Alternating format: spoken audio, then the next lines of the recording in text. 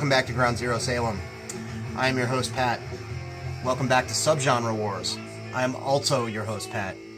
For those of you new to the channel, it appears to be there's 55 of you since I made my last video, which is kind of staggering for me. Welcome.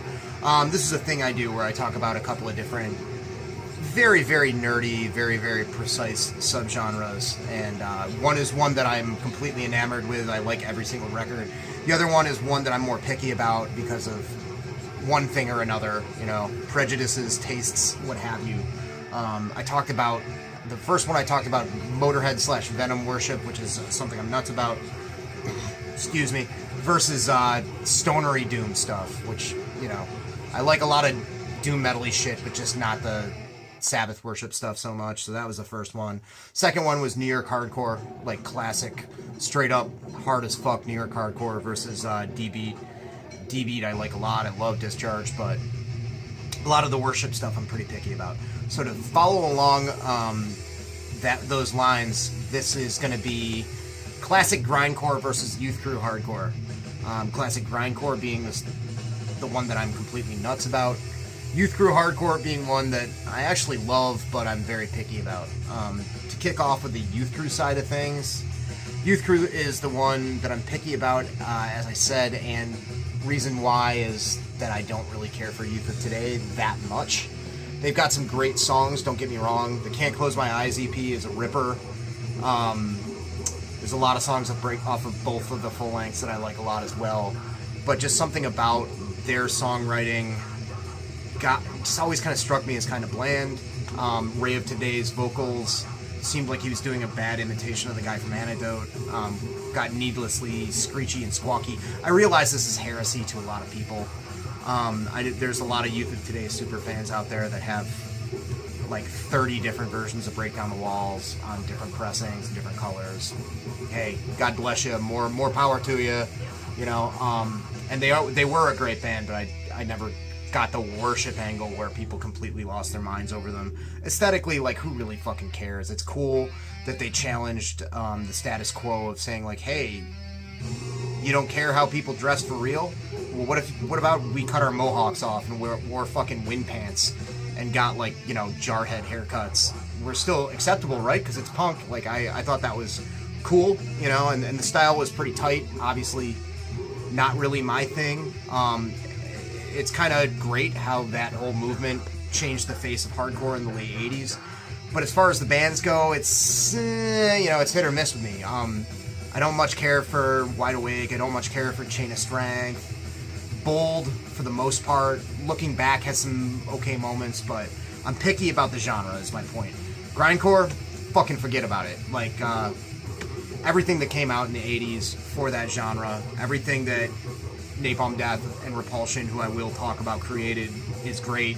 What carried on into the 1990s is also great to me. All the bands I feel are pretty unique from each other while they were in their heyday, and I'll get into that a bit more. But, so I don't get too far ahead of myself, we'll start with the youth crew shit. Just grabbing from the top of the pile, this is Side by Side. This is a compilation of all their recordings on Revelation Records, which was the flagship fucking label for this sound. This is You're Only Young Once, and the end of that lyric is, so do it right. This band was actually from New York. A lot of the Youth of Today guys moved to New York from Connecticut. Sammy Siegler was the drummer. He played drums in a ton of bands, and this just had the hooks and the choruses I feel like Youth of Today didn't. I don't know. Great comp songs that were on the Way It Is comp. Just backfires the jam. A good example of how they took that DC hardcore and Boston hardcore fast parts and injected some dynamics with almost like crunchier, slower kind of parts. Maybe some Oi-inspired kind of choruses, some stuff that's even verging on like Ride the Lightning. Like, don't get it twisted, I'm not saying they were a crossover band, but like just some riffs and stuff that they were getting a little bit more of the dynamics of maybe metal bands slightly. There's some dive bombs and shit like that, but it's very much straight up hardcore. It's just, you know, it's impactful choruses and impactful slower parts.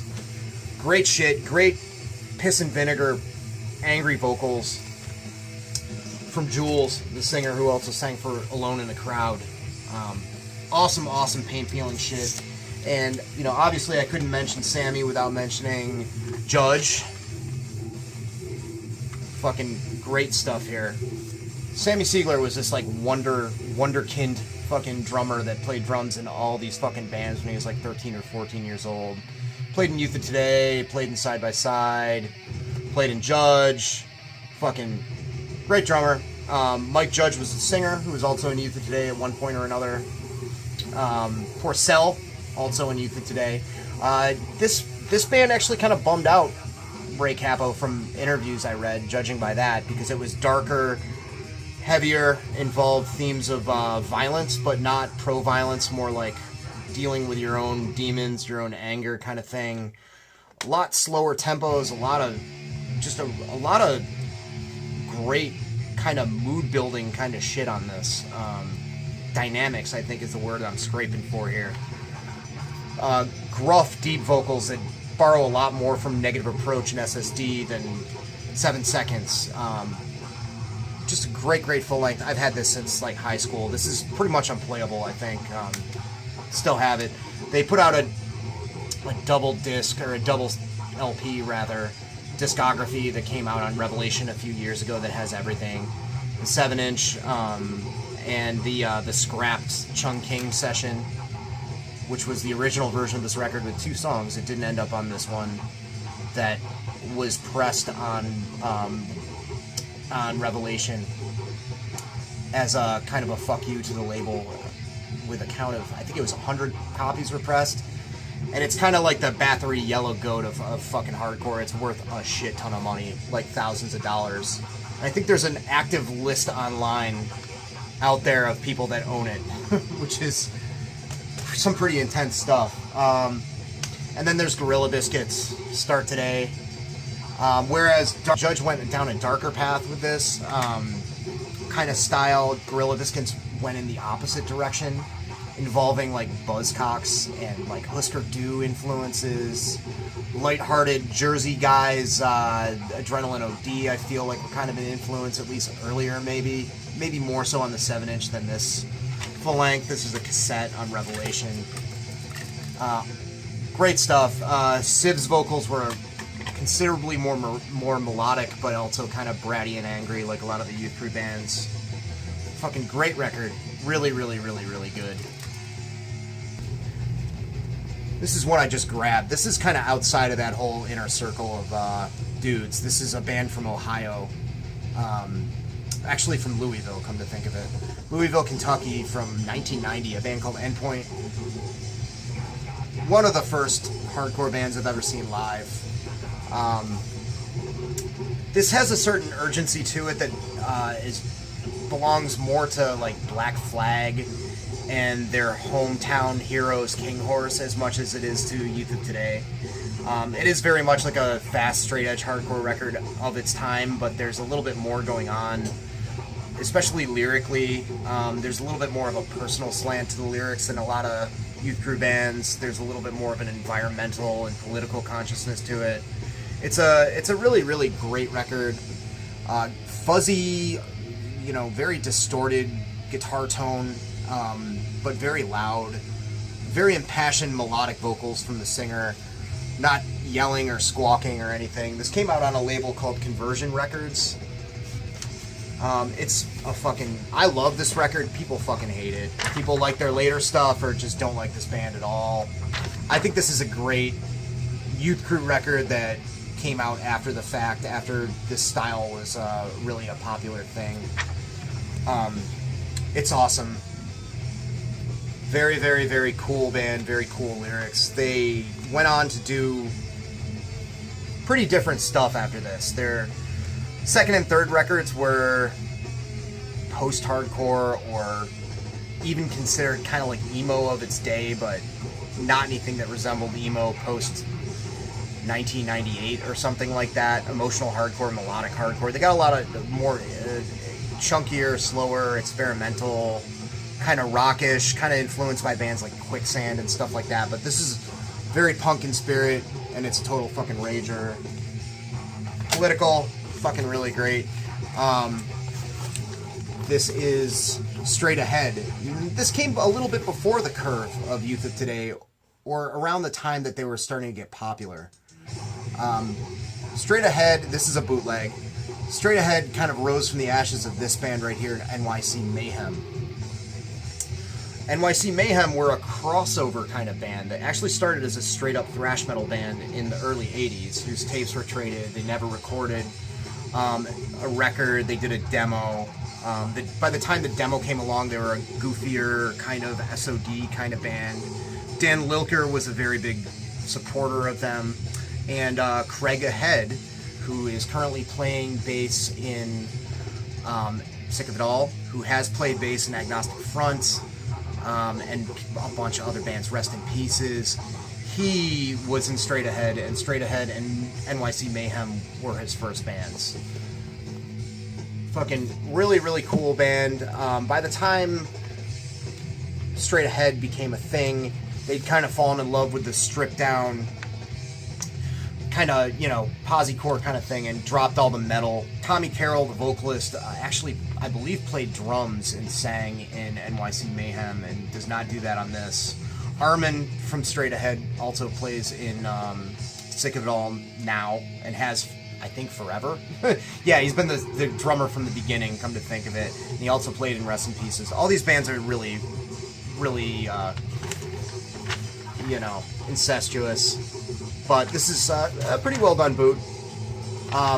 Straight Ahead's a little bit more thrashy, for lack of a better term. There's a lot more bordering on blasting kind of stuff.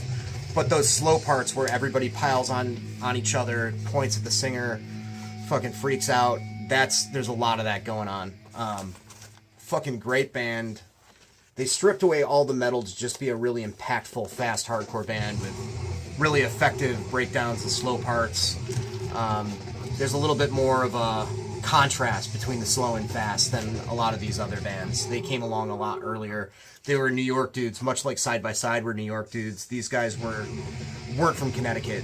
They were all from Queens, as far as I know. Fucking great shit. And then, as kind of the odd man out, I kind of hinted to this, gave you guys a little bit of a spoiler when I was going through the B's a few weeks ago, talking about Brotherhood from Seattle. Youth of Today got big, and it caused this whole wave of changing hardcore across the United States and a little bit later in Europe. There was Unit Pride from San Francisco, Brotherhood.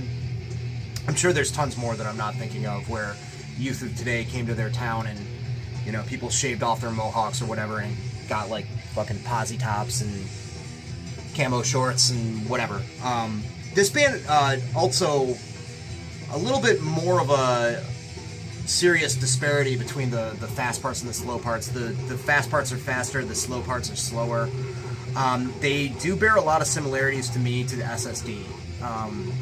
The vocal delivery and the tone and the way the guy shouts is completely Springa all over the place. Like, you know, prime era Springa, not like Break It Up or something like that. Fucking really, really good fucking band. As I mentioned, Greg Anderson ended up being in Sun, Burning Witch, Goat Snake, Southern Lord, that guy. He was in this band. Fucking great record. Really, really good.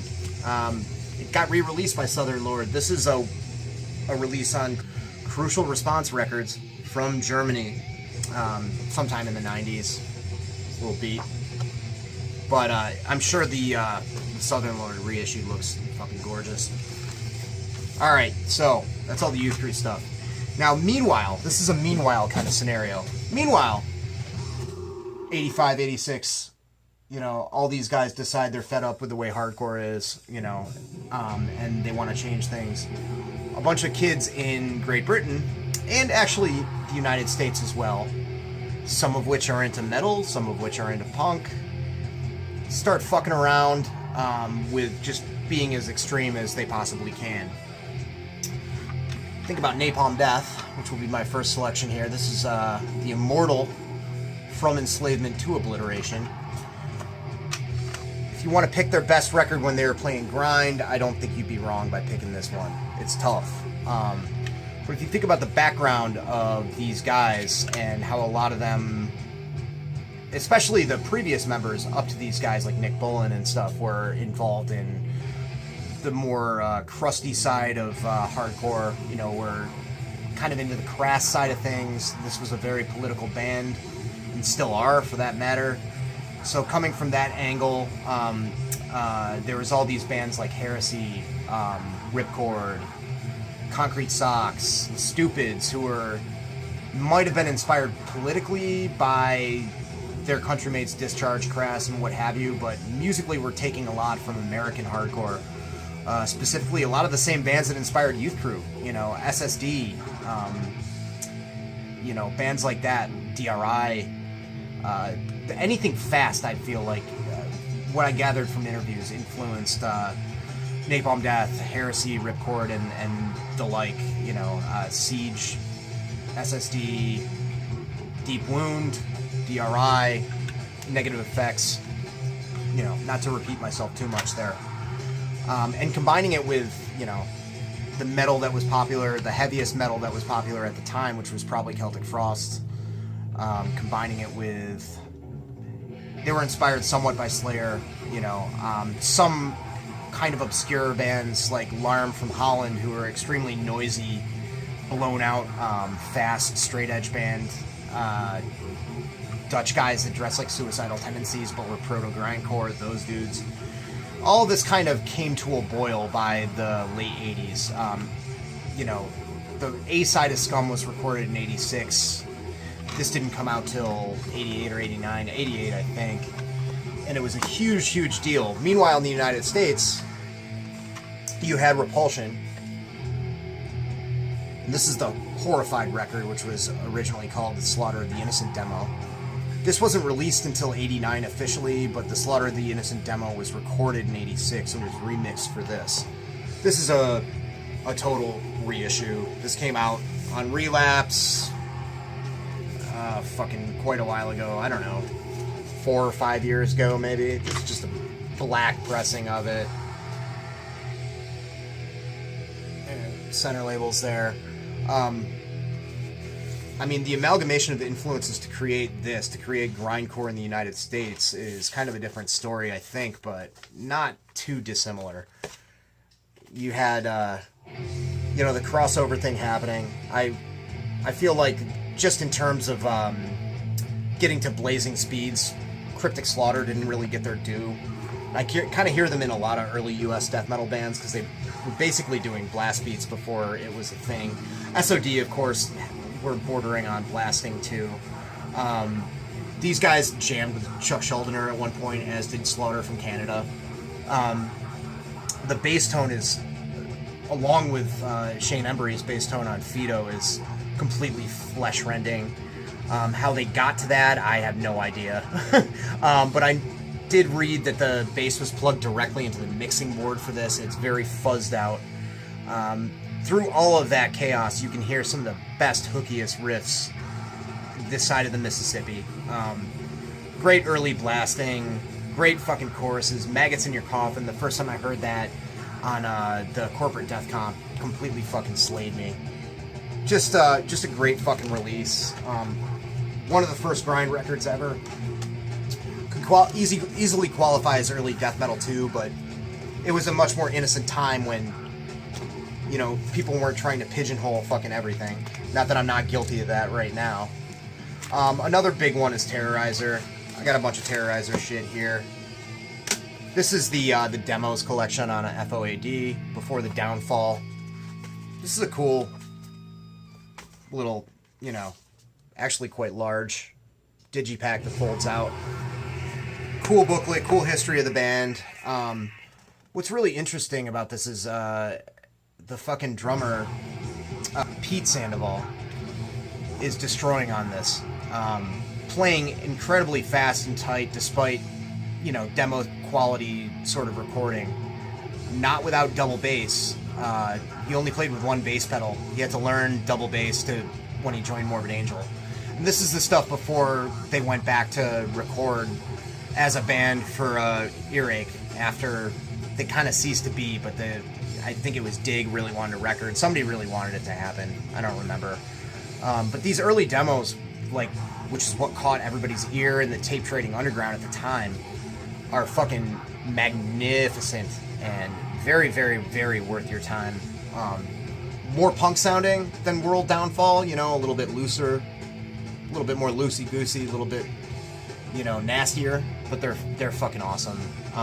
Lots and lots of stuff on this. Rehearsal demos.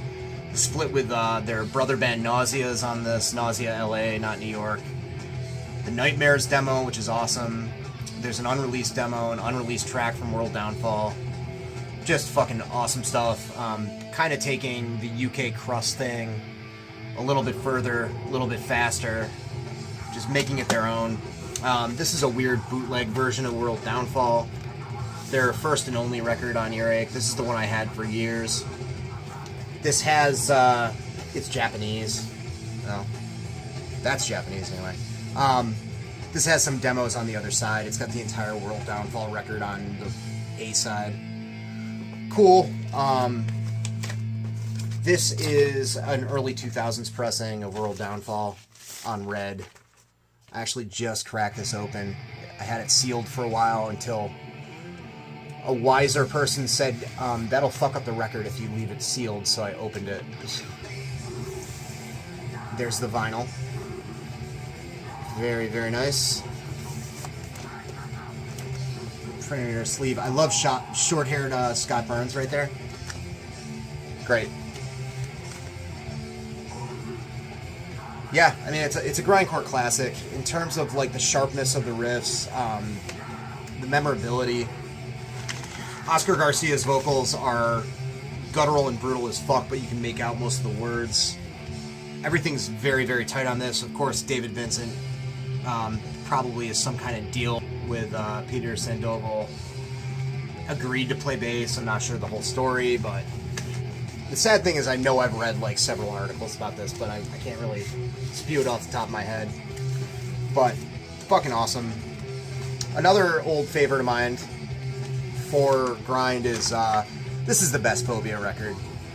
I want to say almost like not objectively, like it's just the best one, but I guess you can't argue preference. This is Means of Existence. This came out on Slap-a-Ham, late 90s. They really upped their game a little bit. I mean, their records before were phenomenal anyway. The All That Remains 7-inch is awesome. They did another EP on Relapse, and I believe a 4-song EP before this that was also on Slap-a-Ham. But this record, in terms of just having a good sense of dynamics, a good sense of like ebb and flow, you could tell they were hanging out with Dystopia because they were using lots of like creepy intros and like flangey parts and echoey shit. It's a very effective record. They started blasting and going a lot faster on this than on their previous ones. The previous ones were pretty grindy as well, but this involved a lot of shorter, more intense songs, fitting the Slap-a-Ham label, home to a lot of excellent power violence bands. Just awesome, monstrous vocals. There's that insert for you.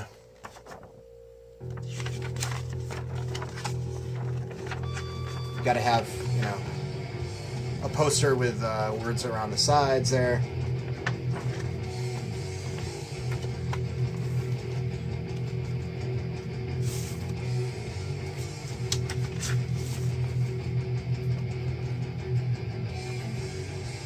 I did not even remember that this was on a nice marbled vinyl.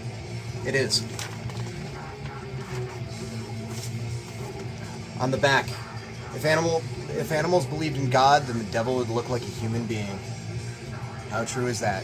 Fake stuff, as filthy Christians mean. This is a fucking ripper. Again, this band was kind of coming out around the same time as Napalm Death, had the same kind of range of influences, I feel. Was a little bit more fun and lighthearted. Kind of got swept by the wayside, I think, because they weren't as extreme as Napalm Death, probably Fear of God from Switzerland, kind of too, and whatever else was going on at the time. Blood from Germany, perhaps. But these guys are really good. Not as fast, not as like wind tunnel ripping your face off kind of as their British counterparts, but had some really good hooky riffs and did have that crazy blasting stuff going on too. Growly vocals that had a weird effect on them, a weird kind of reverb or something like that, maybe some echo. One thing to note, pause this if you like, and you'll get to see how awesome Earache was when they started. How Dig really put in the fucking work for this shit. Man, it just... better days, man. I mean, they released a few good things recently, but holy fuck. Accused, Earache number 1. Heresy Concrete Sock Split, Earache number 2. Scum by Napalm Death, Earache number 3. Unseen Terror, Human Error. Okay. Well, can't all be bangers. Unseen Terror, Human Error is actually great. The production's just the worst thing I've ever fucking heard. But anyway, Filthy Christians has some great songs. I fell in love with this band because of the song Extremely Bad Breath from the Earache comp. And it had a cool, like, hooky, almost like, you know, UK punk kind of sounding riff, but through, like, layers and layers of distortion, probably detuned with, like, growly vocals. And that's still, like, kind of one thing that I always kind of listen for, you know. It was that kind of thing that made me fall in love with crust punk, you know. Combination of brutality and catchiness and 3-chord kind of structures. I love it. Last off, to wrap this up, miraculously at around a half an hour, we got Righteous Pigs with Stress Related. This is an underrated masterpiece, in my opinion. If you know your grind history, you know Mitch Harris, this young man right here, ended up playing guitar in Napalm Death, from Harmony Corruption and beyond. He also did the Defecation Project with Mick Harris, which is confusing. And he was in this band. He supposedly had something to do with Goat Lord, but I think he was just in a band that was more well-known and they mentioned him on a record. Like he played like a lead or did some backing vocals or something on Reflections in the Solstice. I don't know.